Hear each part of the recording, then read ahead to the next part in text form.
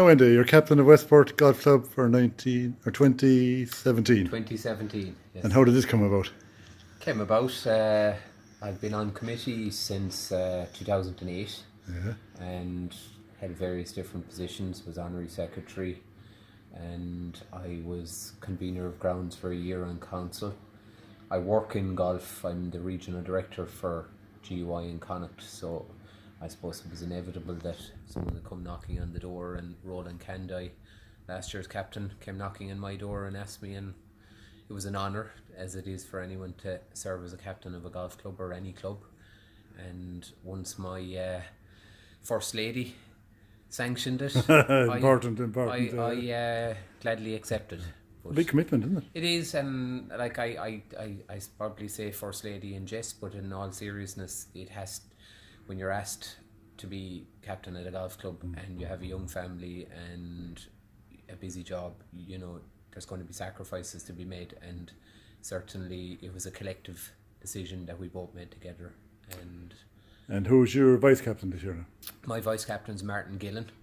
Martin has the good fortune of his family reared and his job done, and he's retired and plenty of time. Retired young.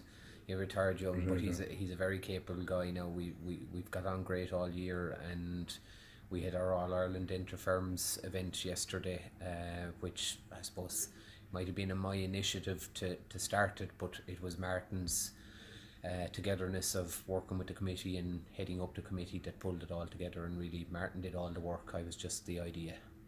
And who's the lady captain in the new year? My lady captain is Mairead Staunton, an absolute dote. Mairead and I get on like a house on fire. My two girls both play golf, and Mairead has been looking after girls golf for the last couple of years, so they've got to know Mairead and I've got to know Mairead through that. So, you know, I couldn't have asked. It's like having your big sister as the lady captain, really, now, to be honest. We're like a brother and sister relationship, nearly. And what's the big ticket item of your year when you look back on it now? I think for me, the highlight of my year actually is probably starting the Niners competition on Tuesday evenings there in the summer. We did it for 3 months, and I got guys out who, for whatever reason, work, family, other commitments, couldn't play on a Sunday. Some guys, the older chaps, the Pat Murphys, and these guys came out and they played 9 holes on a Tuesday evening.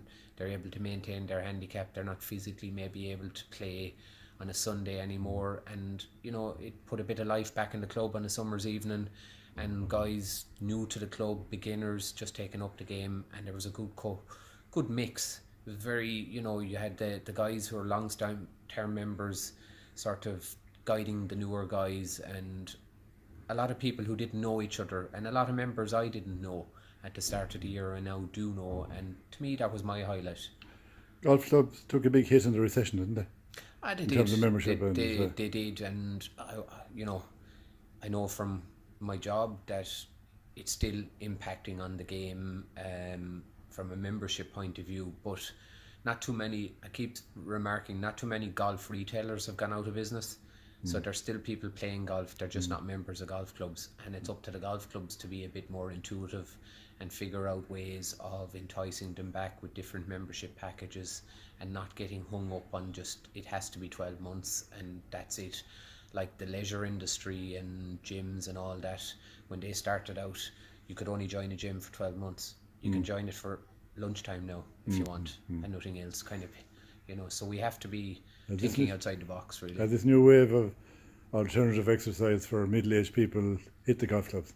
The guys that would have been come off football pitches are on bikes now, or they are on bikes. They're running hills. But they are. But you know, the other thing that's impacted is they're not leaving their sports as early as they did, because now you have masters sports. You've masters Gaelic, you've masters soccer, you've masters athletics, and they're actually their careers in their sports are being retained well into their 50s now. That's right.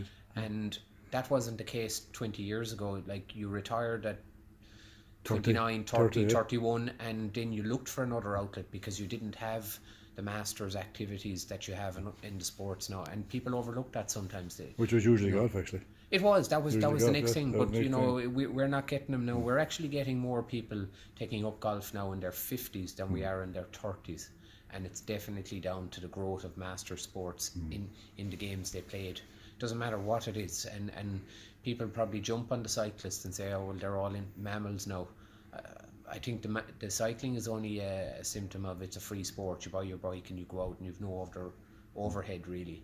And it's very social. I do a good bit of it myself now, to be honest. And it is social. It is. Um, And it's more better exercise probably. well, I've lost 5 stone in the last 3 years. 5 so, stone. Yeah. You must have been a prop, were you? I was not a prop. I was No, a you was tank. scrum half. I was a tank. That's what Tank, I was. yeah, No, yeah, I was yeah, a yeah. tank.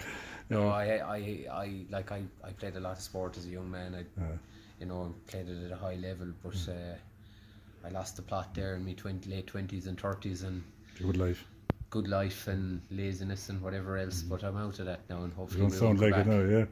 Well, the future Yeah. is bright anyway for golf, it is. It is. Look, Westport is flying at the moment. We've a great crop of young lads there. Tom McHale Jr. has done tremendous work with the young boys.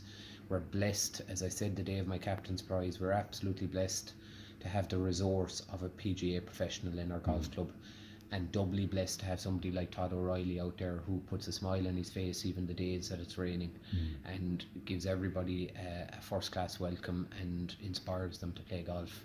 And we overlook that privilege sometimes. Lads hop in the car and they go down to Galway to buy their gear because they might be saving a fiver, but the day they're stuck for something, they can walk into Westport Golf Club, go into the shop and buy that glove or those golf balls. But if we don't support that resource all the time and for those big ticket purchases, then there'll be a day you'll walk into Westport Golf Club and we won't have that Be resource nothing there, yeah. Enjoy your quietness in the next year. I'm looking forward to that. I won't be disappearing now. I suppose the other thing that is a highlight for the year and is publicly known but maybe not widely known is that I was able to secure the All-Ireland Cups and Shields for Westport in 2019. Good. So that's going to be a massive event for the town and the area and the county, but in particular the golf club and its members. So I'll be very involved. Des Mahan will make damn sure I'm very involved for the next 2 years. Good mentor there, yeah. He won't let me walk away. And Des has been a treat to work with as well as chairman of the council for the year.